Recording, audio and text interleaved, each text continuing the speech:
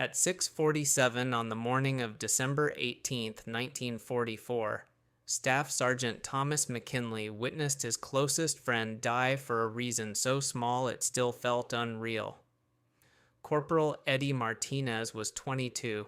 He came from El Paso, talked constantly about opening a modest auto shop once the war ended, and had already survived more campaigns than most men twice his age. He was kneeling behind a low stone wall near Rocherath, Belgium, as infantry from the 12th SS Panzer Division crept forward through thick fog, roughly 300 yards out. Eddie squeezed the trigger of his M1 Garand, 8 shots in steady rhythm. Then the noise cut through the cold air. Ping.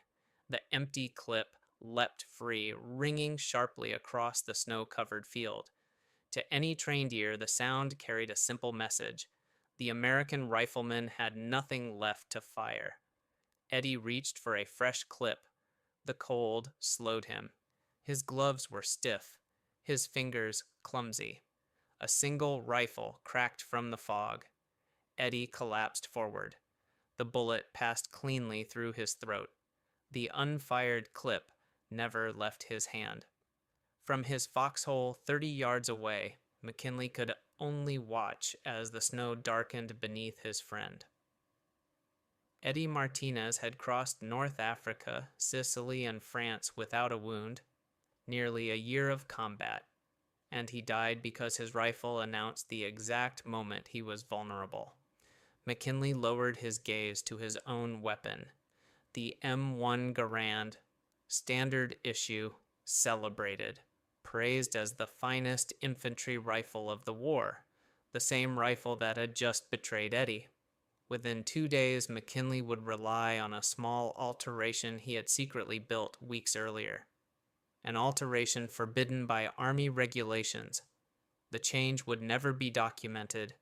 No reports would mention it. No manuals would be rewritten. But men would stop dying during reloads, and the Army would quietly argue whether McKinley was a hero or a criminal. McKinley had grown up in Gary, Indiana, under a sky permanently stained orange by steel furnaces. His father worked brutal shifts at the mill.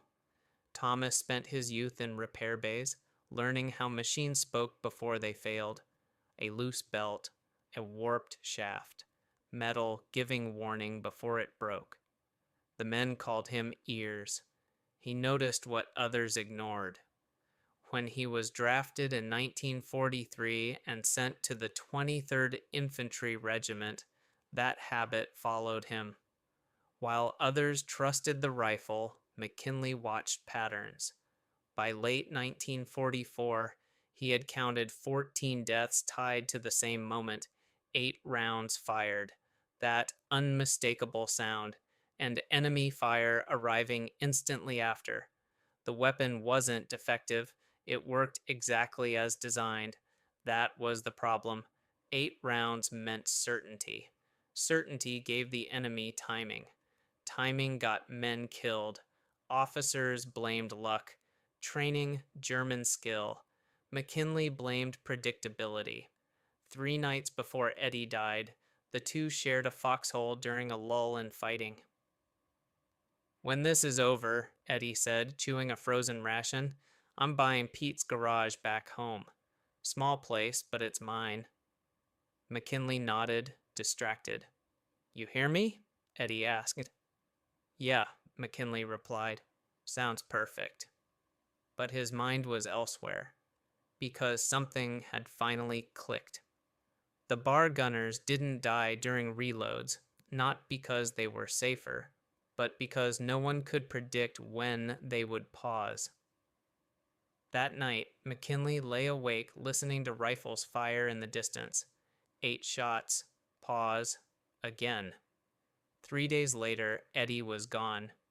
When the German offensive exploded into the Ardennes, McKinley's platoon was ordered to defend a minor junction near Krinkelt.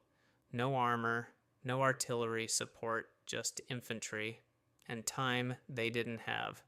Men kept dying during reloads. In the ruins of a burned-out barn, McKinley stopped waiting for permission. A wrecked Jeep provided scrap, a spring, a thin steel lever, broken trim. In a cellar lit by a single lantern, he filed and bent metal with whatever tools he could steal or borrow. The result was crude, unsafe, and completely against regulations. The modification delayed the clip's ejection until the bolt was manually released. The rifle still functioned. It still reloaded. But the sound, the warning, was gone. On December 20th, snow fell thick as German infantry advanced again. McKinley fired 8 rounds. Nothing rang out. He reloaded calmly. The enemy hesitated. By nightfall, the ground in front of his position was littered with bodies. Others noticed, quietly. One by one, soldiers asked questions. McKinley showed them how to build it. He told them the risk. They didn't hesitate. By December 22nd, nearly half the company carried altered rifles. Enemy rushes stalled. The rhythm of American fire never broke. On December 23rd, SS Armour attempted to reclaim the junction. They failed. 2 days later, U.S. tanks arrived. McKinley was taken into custody on Christmas Eve. Unauthorized modification. Destruction of government property. Violation of ordnance rules. No medals were awarded. No records preserved the reason casualties had dropped. He was discharged after the war without ceremony. McKinley returned to Indiana and opened a small repair shop. Engines, tools, machines with problems no one else could hear. Loud metallic sounds made him flinch. Sometimes when a customer lingered after a repair was finished, they heard him tap a wrench against steel. Once, twice, 8 times. Then silence. Because some flaws don't disappear. They wait for someone willing to notice them and accept the cost of fixing them.